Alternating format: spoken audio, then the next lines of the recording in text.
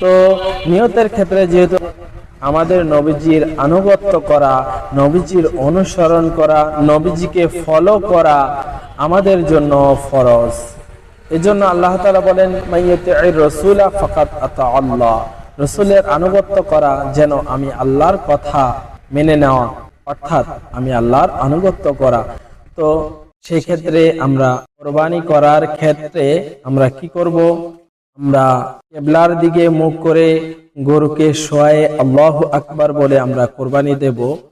আর যদি গরু আল্লাহর নাম ব্যতীত গরু জবাই করে, সেই পশুর গোশত খাওয়া বৈধ নয়। আল্লাহ রাব্বুল আলামিন পবিত্র কালামুল্লাহ শরীফের মধ্যে বলেন, ওয়ামা উহিল্লা লিগাইরিল্লাহি, আল্লাহর নাম ছাড়া জবাইকৃত পশু যাই কোরবানি দেওয়া হোক না কেন, তা খাওয়া হালাল নয়, তা খাওয়া বৈধ নয়।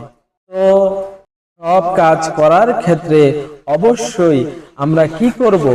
সব কাজ করার ক্ষেত্রে আমরা অবশ্যই আল্লাহর নাম নিয়ে কাজ শুরু করব। যেমন আমরা ভাত খাওয়ার শুরুতে, অর্থাৎ খাবার খাওয়ার শুরুতে বিসমিল্লাহ পাঠ করব। কারণ যেই খাবার খাওয়ার সময় আল্লাহর নাম নেওয়া না হয়, সেই খাবারের সাথে, সেই মানুষের খাবারের সাথে শয়তান খেয়ে থাকে। অর্থাৎ আমরা যে খাবার খাই সেই খাবারের সাথে শয়তান অংশীদার হয়ে থাকে। তো আল্লাহ রাব্বুল আলামিন হাদিসে কুদসির মধ্যে বলেছেন, ওয়া তুআমুকা মালা ইযকারু ইসমুল্লাহি আলাইহি, যারা খাবার যখন খায়, যেই খাবারের মধ্যে আমি আল্লাহর নাম স্মরণ করা হয় না, সেই খাবারটা শয়তান খেয়ে থাকে। যেই খাবারে আল্লাহর নাম স্মরণ করা হয় না, সেই খাবারে শয়তান অংশীদার হয়ে থাকে। আসুন আমরা খাবার খাওয়ার সময় বিসমিল্লাহ পাঠ করি। যে কোনো কাজ করার শুরুতে আমরা বিসমিল্লাহ পাঠ করি এবং খাবার খাওয়া শেষে আমরা আলহামদুলিল্লাহ বলি।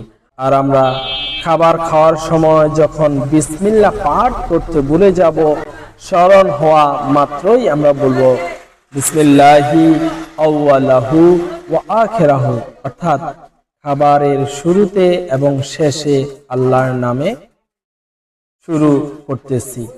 এজন্যই এই তাসবিহ পাঠ করতে হয়, বিসমিল্লাহি আউয়ালাহু ওয়া আখিরাহু, শুরুতে এবং শেষে আল্লাহর নাম, আল্লাহর নামে আমি খাচ্ছি। এজন্যই নবীজি এই কথা বলছেন। একদিন কোন এক সাহাবীর দিকে তাকাচ্ছিলেন বা কোন এক মানুষের দিকে নবী তাকিয়ে রইলেন, দেখছেন ওই ব্যক্তি খাবার খাচ্ছে কিন্তু আল্লাহর নাম পাঠ করে নাই, কিন্তু নবীজি দেখছেন তার সাথে শয়তানে খেয়ে নিচ্ছে। অন্য বর্ণনায় এসেছে, যখন মানুষ খাওয়ার সময় আল্লাহর নাম ভুলে যাবে, তখন স্মরণ হওয়া মাত্রই যখন বলবে বিসমিল্লাহি আউয়ালাহু ওয়া আখিরাহু, তখনই আমার নবী বলেন শয়তান ওই খাবার মুখ দিয়ে বমি করে দেয়। অর্থাৎ আমাদের যে খাবার, সেই খাবার যদি শয়তানে খায়, শয়তান অনেক শক্তিশালী হয়ে যাবে।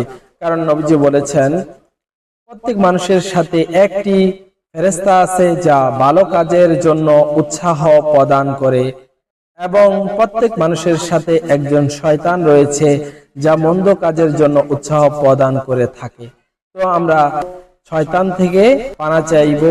তো যে খাবারের শুরুতে এবং যে কাজের শুরুতে আমরা বিসমিল্লাহ পাঠ করব, ওই কাজে আমরা সফলতা লাভ করব। আসুন আমরা পড়ি শয়তান থেকে আশ্রয় নেওয়ার জন্য, আউযু বিল্লাহি মিনাশ শাইতানির রাজিম, বিতাড়িত শয়তান থেকে আমি আল্লাহর তাআলার নিকট আশ্রয় চাই।